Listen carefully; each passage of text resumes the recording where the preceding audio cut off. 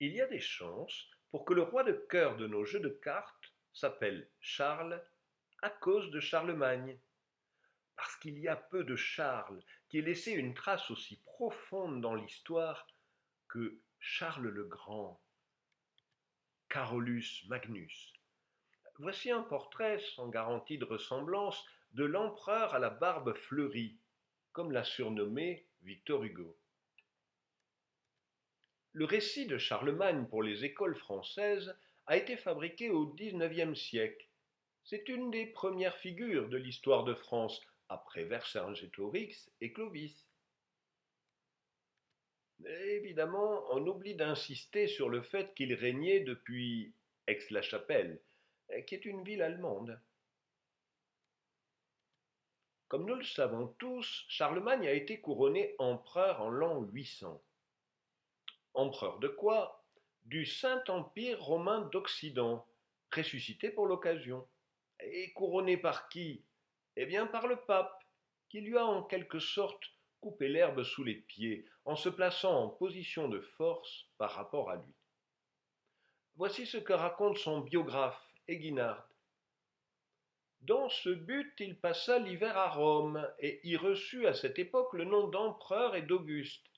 Il était d'abord si loin de désirer cette dignité qu'il assurait que, quoique le jour où on la lui conféra fût une des principales fêtes de l'année, il ne serait pas entré dans l'Église s'il eût pu soupçonner le projet du souverain pontife.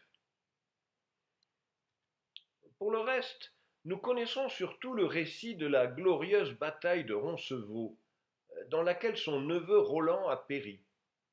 Il était attaqué par des centaines de milliers de Sarrasins. Il en a tué des quantités, mais il a fini par succomber sous le nombre. Près de mourir, il s'apitoie sur le sort de sa fidèle épée, Durandal. Pour cette épée j'ai douleur et peine, plutôt mourir que de la laisser aux païens. Roland frappa contre une pierre bise, il en abat plus que je ne sais vous dire. Eh, d'où la brèche de Roland au-dessus de Gavarnie. L'épée grince, elle n'éclate ni se rompt, vers le ciel elle rebondit. Eginhard, dans sa vie de Charlemagne, est plus proche de la vérité historique. À son retour cependant, il eut dans les Pyrénées même à souffrir un peu de la perfidie des Gascons. Dans sa marche, l'armée se défilait sur une ligne étroite et longue, comme l'y obligeait la nature d'un terrain resserré. Les Gascons s'embusquèrent sur la crête de la montagne, qui par le nombre et l'épaisseur de ses bois favorisait leurs artifices. De là, ils se précipitent sur la queue des bagages et sur l'arrière-garde, destinée à protéger ce qui l'a précédé. Ils les rejetèrent dans le fond de la vallée, tuèrent après un combat opiniâtre tous les hommes jusqu'au dernier, pillèrent les bagages et, protégés par les ombres de la nuit qui déjà s'épaississait, s'éparpillèrent en divers lieux avec une extrême célérité. Et il y a des chances que les Gascons en question aient plutôt été des Basques, mais ce qui est sûr, c'est que les Sarrasins n'y étaient pour rien. Fierabras était lui aussi dans l'air du temps, et son nom est resté. C'est un géant, fils de l'émir d'Espagne. Il commence par se battre contre les pères de Charlemagne avant de se convertir au christianisme. Comme s'il n'en avait pas assez de guerroyer d'Espagne jusqu'en Saxe, quand ce n'est pas en Italie, Charlemagne aurait fait un pèlerinage à Jérusalem, au cours duquel il aurait poussé jusqu'à Constantinople. Évidemment, ce n'est qu'une autre légende, mais celle-ci est plutôt drôle. Allez, c'est parti pour la chanson de geste. Les illustrations viennent d'un vitrail de la cathédrale de Chartres. Un jour, Charlemagne est à l'abbaye de Saint-Denis.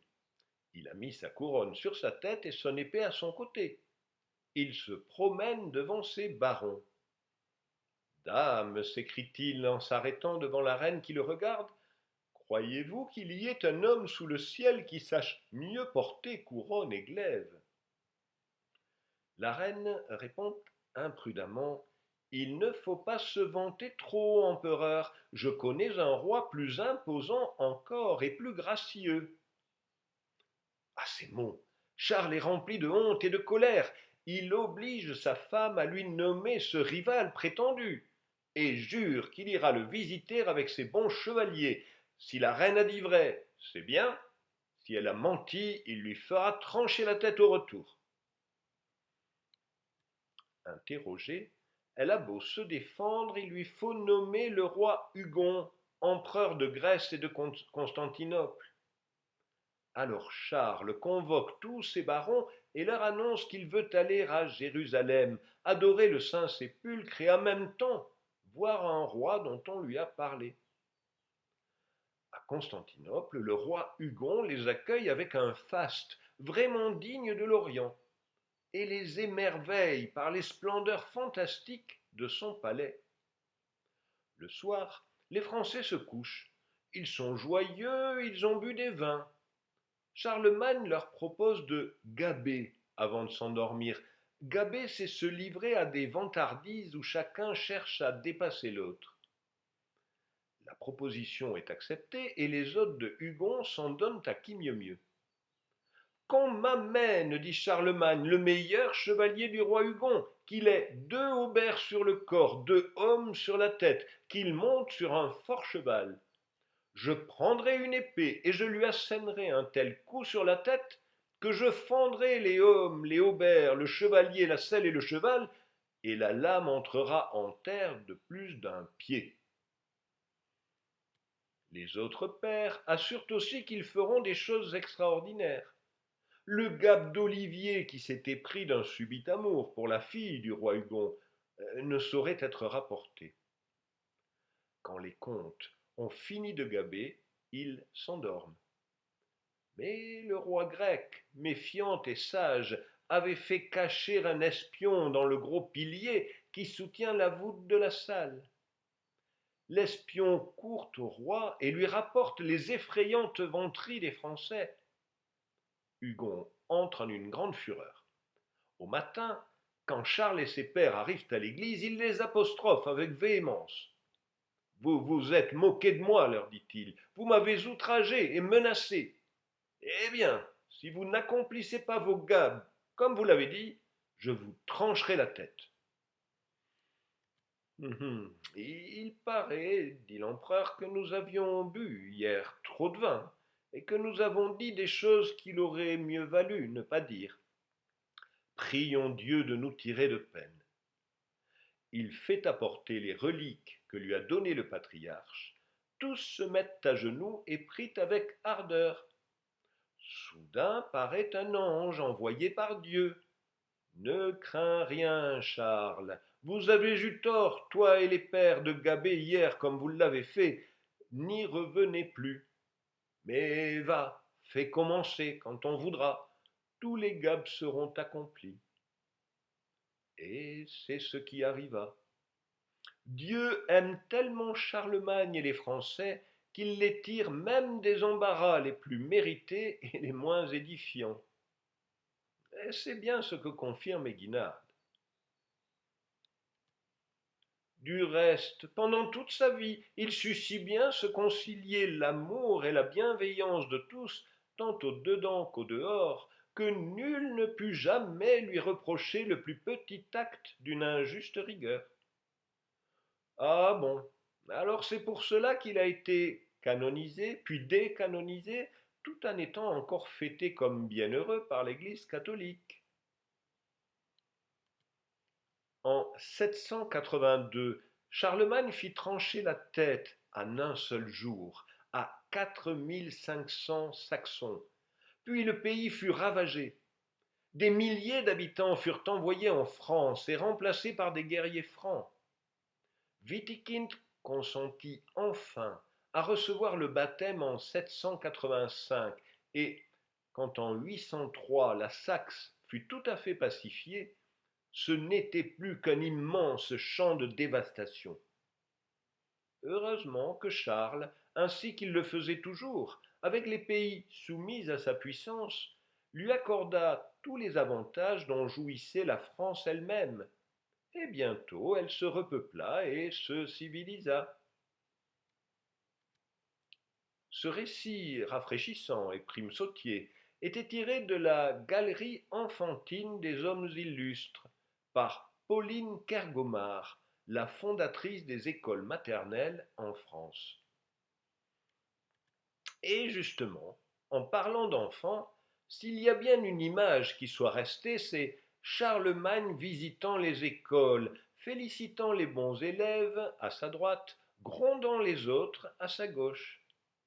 Et là, contrairement aux chansons de geste, il y a une vraie base historique. Voici le texte d'une ordonnance promulguée par Charlemagne en 787. Nous avons estimé que les évêchés et les monastères qui, par la grâce du Christ, ont été rangés sous notre gouvernement, outre l'ordre d'une vie régulière et la pratique de la sainte religion, doivent aussi mettre leur zèle à l'étude des lettres et les enseigner à ceux qui, Dieu aidant, peuvent apprendre selon leur capacité. Ainsi, pendant que la règle bien observée soutient l'honnêteté des mœurs, le soin d'apprendre et d'enseigner mettra l'ordre dans le langage afin que ceux qui veulent plaire à Dieu en vivant bien ne négligent pas de lui plaire en parlant bien. La motivation pour élever le niveau d'études dans l'Empire était donc religieuse. Il s'agissait de promouvoir la lecture et la compréhension des saintes écritures. Charlemagne y est parvenu en s'entourant de quelques intellectuels qui ont su le conseiller. Le plus important s'appelait Alcuin. Il avait été formé à l'école cathédrale d'York, en Angleterre, très renommée à l'époque, à la suite de Bède le Vénérable. Dans une lettre adressée aux frères de ce monastère, il leur dit: Vous avez protégé les fragiles années de mon enfance avec une affection toute maternelle. Vous avez supporté les temps légers de ma jeunesse avec une pieuse patience. C'est en me plaçant sous la direction d'un enseignement paternellement sévère que vous m'avez fait parvenir à l'âge mûr. Et c'est justement parvenu à l'âge mûr que Charlemagne, à l'occasion d'un voyage à Rome, l'attire à Aix-la-Chapelle où il arrive en 782. Là, il joue un rôle politique important, à la fois comme conseiller de Charlemagne, mais aussi comme organisateur de la vie culturelle et créateur d'un système éducatif. Il est le principal artisan de ce qu'on a appelé la Renaissance carolingienne. De manière anachronique, on pourrait dire qu'il a été à la fois le ministre de la Culture et le ministre de l'Éducation de l'Empire carolingien. Il ne s'est pas limité à un rôle politique, il a été aussi un véritable savant, auteur d'une quantité d'ouvrages religieux et didactiques. Par exemple, un Ars Grammatica, dont est extraite cette page. Regardez l'écriture particulièrement lisible de ce manuscrit. C'est encore un héritage d'Alcuin et de son école. On l'appelle la Caroline. Alcuin a aussi écrit des ouvrages d'astronomie et un petit recueil très curieux d'exercices mathématiques. Pour être précis, on n'est pas complètement sûr que ce soit lui qui ait écrit cela. Tout ce qui est attesté, c'est que dans une lettre à Charlemagne, Alcuin évoque quelques figures d'arithmétique dont la subtilité cause de la joie. Mais bon, on ne prête qu'aux riches. Dans le titre, acuendos signifie aiguiser, de sorte que ce sont des propositions pour aiguiser, sous-entendu l'esprit, des jeunes. Je vous propose de traduire acuendos par affûter. Après tout, affûter, c'est bien rendre futé, non? Ah, bien sûr, Alcuin n'est ni Euclide ni Euler. Ce n'est pas de la grande mathématique qui a fait date.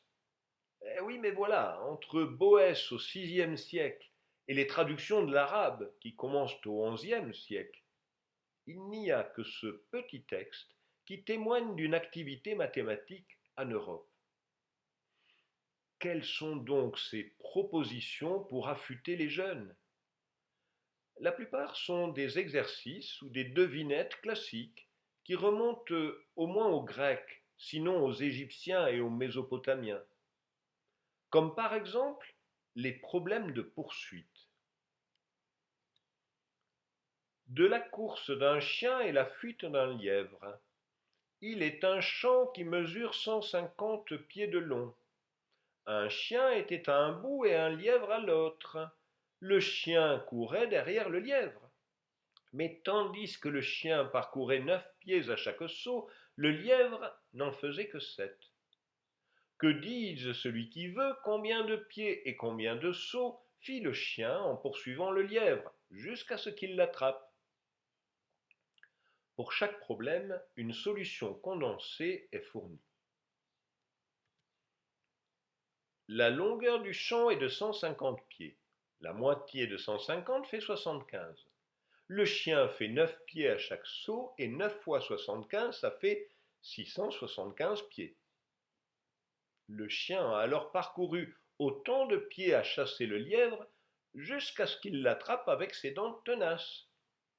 Comme le lièvre parcourait 9 pieds à chaque saut, prend 75 7 fois, c'est la distance parcourue par le lièvre avant d'être capturé. On y trouve aussi les problèmes classiques d'héritage. D'un père de famille et ses 3 fils. Un père de famille, en mourant, laissa un héritage à ses 3 fils 30 cruches de verre, dont 10 étaient pleines d'huile. 10 autres étaient remplies à moitié. Les 10 dernières étaient vides. Que divise qui le peut l'huile et les cruches, de sorte qu'une part égale revienne aux 3 fils, tant de verre que d'huile. Et puis apparaît une nouveauté, appelée à devenir un grand succès des récréations mathématiques 8 siècles plus tard. Ce sont les problèmes de traversée. De 3 frères ayant des sœurs célibataires. Il était 3 hommes qui avaient des sœurs célibataires et qui devaient traverser une rivière. Chaque homme désirait la sœur de son prochain. En arrivant à la rivière, ils ne trouvèrent qu'un petit bateau, dans lequel pas plus de 2 personnes ne pouvaient traverser à la fois. Que dise qui le peut, comment ils ont traversé la rivière de sorte que la réputation de chacune n'ait pas été entachée par les hommes? Et dans la foulée, le problème du loup, de la chèvre et du chou, destiné à traverser les siècles, pratiquement inchangé jusqu'à nos jours. D'un homme, d'une chèvre et d'un loup. Un homme devait faire passer une rivière à un loup, une chèvre et un chargement de choux.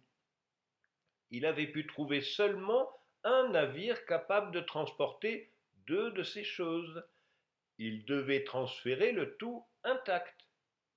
Que dise qui le peut, comment il a pu traverser avec tout? Vient aussi un problème original de transport optimal d'un chef de famille. Un chef de famille ordonne que 90 boisseaux de froment soient déplacés d'un domaine à un autre, distant de 30 lieues. Étant donné que cette charge de grains peut être transportée par un chameau en 3 voyages, et que le chameau mange un boisseau par lieue, que dise celui qui le désire, combien de boisseaux resteront? Et pour vous dire quel joyeux luron était Alcuin, voici le récit d'un témoin.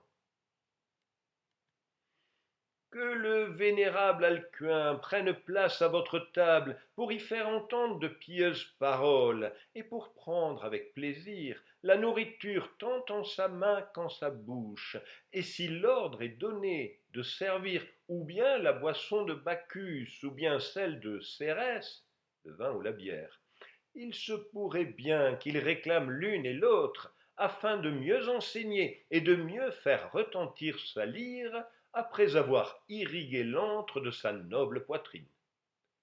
Loin d'ici, bouillie de farine et fromage de lait caillé. À nous les tables chargées de victuailles aux belles couleurs. Ah ben, maintenant je comprends mieux la proposition 50. Je demande que dise qui le veut combien de setiers contiennent 100 mesures de vin. Et, dites-moi, t'as fait beaucoup de vers, ça, non? À ta santé, Alcuin.